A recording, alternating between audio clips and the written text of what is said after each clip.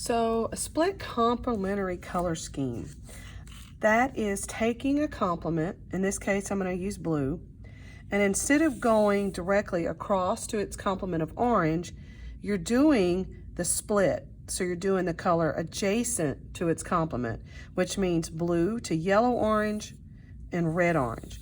And so then I would be completing my painting using those three colors. So what's nice about using those is that you can not have to mix up your orange. If you have orange, even if you have access to a different yellow orange, you can use those as well.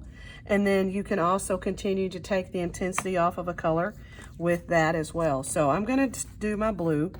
And again, same rule applies. If you have objects that are around or in the background, then you're going to want to paint that area first. So in order to make up my yellow orange, I'm going to take my yellow. And what is so nice about a split complementary painting is that you have so many different variables available to you to paint. So by the amount of paint that you put into it. So if I take and I put a little bit of orange in my yellow, then I'll have that type of yellow orange. If I do more yellow and place that in there, I still get a yellow orange, but it's just less yellow, a little more orange.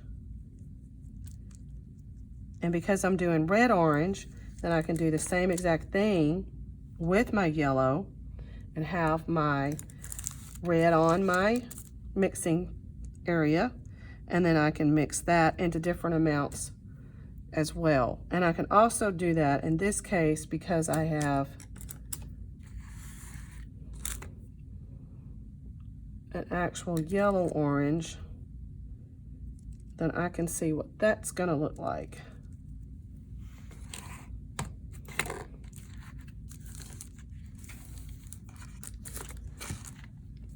So I can take and put red into that, a little bit into that existing yellow orange, and that's going to be completely different than what's there with the yellow itself.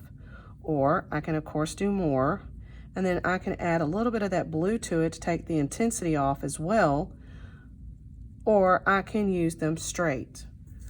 And then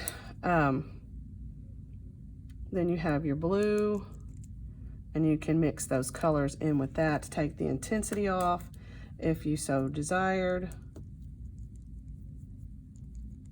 Or I can use the straight orange to do that again and take off that intensity. Or I can put the yellow orange in there and get a completely different color. And then you'll do the paint your areas however you see fit. It's a little too much paint to be able to get in my space the way I want.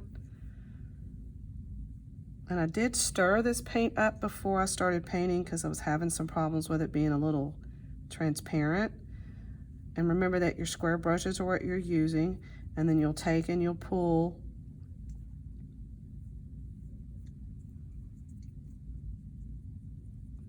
try not to leave ridges of paint, and using that to strengthen that out. Kind of made a little green there. And then I can take any of my colors and paint that as well. Remember that if you're painting wet next to wet, that you're going to pick up that color on the edge of that brush and you will streak it into your composition. So give it some time, let it dry.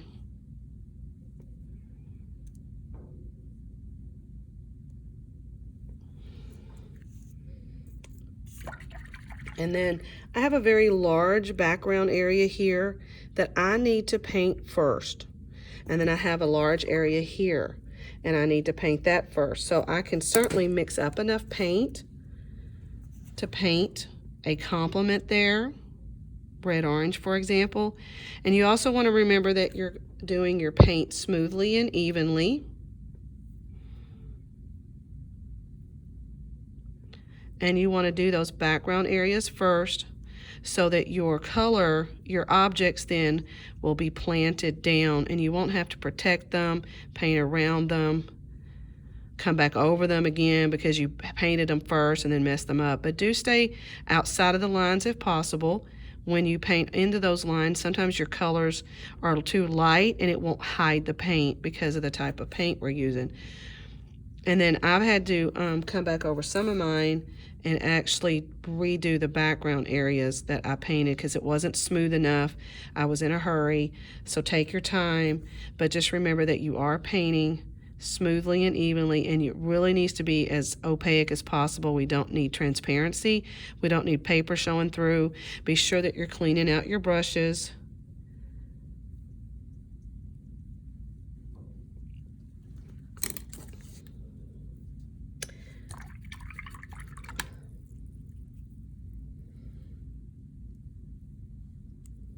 So I'm going to take my blue, I'm going to add my complement of my yellow orange to take that intensity off of the blue so that I can paint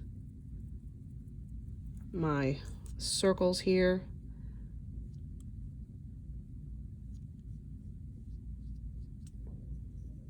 So a split complementary, it's actually 3 colors that are on the color wheel. Just to quickly review, if you do your violet, then you're going to the 2 adjacent colors from its complement. You'll have yellow, orange, and yellow, green with violet. It's a triad of colors. Same thing if you're doing your red, you're going to go across to your green, but it's the 2 adjacent colors. So you're going to have yellow, green, and blue, green.